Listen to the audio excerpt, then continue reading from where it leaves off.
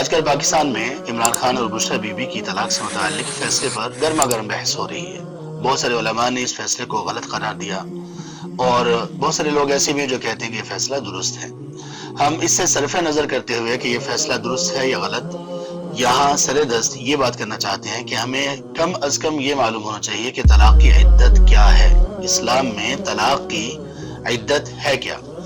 بدقسمتی یہ ہے کہ ہمارے معاشرے میں بہت سارے لوگ ایسے ہیں جن کو طلاق کی عدت کا علم ہی نہیں ہے، اور اس سے بھی زیادہ وہ لوگ ہیں کہ جن کو یہ معلوم نہیں کہ طلاق دینے کا ایک مسنون طریقہ کیا ہے اور کب طلاق واقعی ہی کنسیڈر کی جاتی ہے اسلام کی روشنی میں۔ طلاق کی عدت کے سلسلے میں 3 صورتیں ہیں اسلام میں جو بیان کی گئی، ان میں سے 2 صورتوں کا ذکر ہے سورۃ الطلاق کی آیت نمبر 4 میں۔ اللہ تعالیٰ ارشاد فرماتے ہیں اعوذ باللہ من الشیطان الرجیم کے بعد واللائی یئسن من المحیض من نسائکم ان ارتبتم فعدتہن 3 اشہر واللائی لم یحضن۔ یہاں تک آیت کے اس حصے میں ان خواتین کے متعلق بات ہو رہی ہے کہ جن کو حیض اور مینسز نہیں آتے، وہ ابھی شروع ہی نہیں ہوئے یا ان کے مینسز ختم ہو چکے ہیں عمر رسیدہ ہونے کی وجہ سے۔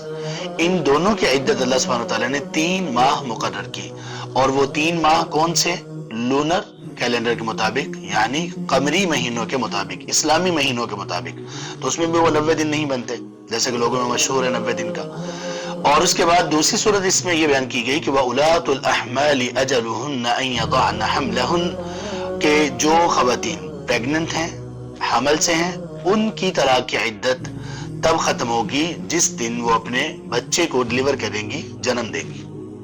تیسری صورت یہ ہے کہ وہ خواتین جو پریگننسی میں بھی نہیں ہیں اور وہ خواتین کے جن کو حیض بھی آتے ہیں، تو ان کی طلاق کی عدت کیا ہوگی، اس کا ذکر اللہ سبحانہ وتعالیٰ نے سورۃ البقرہ کی آیت نمبر 228 میں کیا۔ فرمایا والمطلقات یتربصن بانفسهن 3 قروء، جو طلاق یافتہ خواتین ہیں یعنی وہ خواتین جن کو حیض آتے ہیں اور وہ پریگننٹ بھی نہیں ہیں، ان کی عدت 3 قر ہیں۔ قر کیا ہوتا ہے؟ قر کے متعلق اہل علم کے 2 آراء ہیں، صحابہ سے لے کر تابعین، تبع تابعین، ائمہ میں۔ کچھ کا کہنا ہے کہ قر سے مراد ہے حیض، اور کچھ کا کہنا ہے کہ قر سے مراد ہے حیض کے بعد جب خاتون پاک ہو جاتی ہے وہ سٹیٹ۔ ان دونوں صورتوں میں فرق صرف یہ پڑتا ہے کہ وہ لوگ جو کہتے ہیں کہ اس سے مراد حیض ہے، تو ان کے مطابق یہ 3 قر، جیسے ہی کوئی بندہ اپنی بیوی کو طلاق دے گا اس کے بعد ایک حیض، پھر دوسرا حیض آتا ہے اس خاتون کو، اور تیسرا حیض آنے کے بعد جس دن ختم ہوگا اس دن اس کی عدت ختم ہو جائے گی۔ اور وہ لوگ جو کہتے ہیں کہ اس سے مراد طہر ہے، اس میں فرق یہ پڑے گا کہ جب کسی نے اپنی بیوی کو طلاق دی تو پہلا حیض آئے گا، دوسرا حیض آئے گا، دوسرے حیض کے بعد جس دن تیسرا حیض سٹارٹ ہوگا اس دن اس کی عدت ختم ہو جائے گی۔ تو یہ چند دن کا فرق پڑے گا جتنے ایام ایک خاتون کو اپنے نارمل حیض کے دن ہوتے ہیں، تو اس میں اس کی عدت ختم ہو جائے گی، اور یہ کبھی بھی 3 ماہ اور یہ کبھی بھی 90 دن نہیں بنتی، بلکہ یہ کبھی کبھی کچھ خواتین میں 2 ماہ میں ہی یا 2 ماہ سے کچھ دن اوپر میں یہ عدت ختم ہو جاتی ہے۔ تو ہمیں چاہیے یہ کہ ہم اسلام کے بارے میں کم از کم اتنا علم تو ہمیں ہونا چاہیے کہ یہ جو بنیادی چیزیں ہیں نکاح سے متعلق، اور نکاح اور اس کے بعد ازدواجی زندگی سے متعلق، ان کا ہمیں وہ علم ہو جو اللہ نے ہمارے لیے قرآن اور سنت میں نازل کیا۔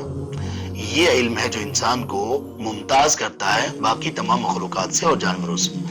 اگر ہم نے اس علم کو چھوڑ دیا تو پھر ہمارا اللہ سبحانہ وتعالیٰ کے ہاں وہ امتیاز ختم ہو جائے گا۔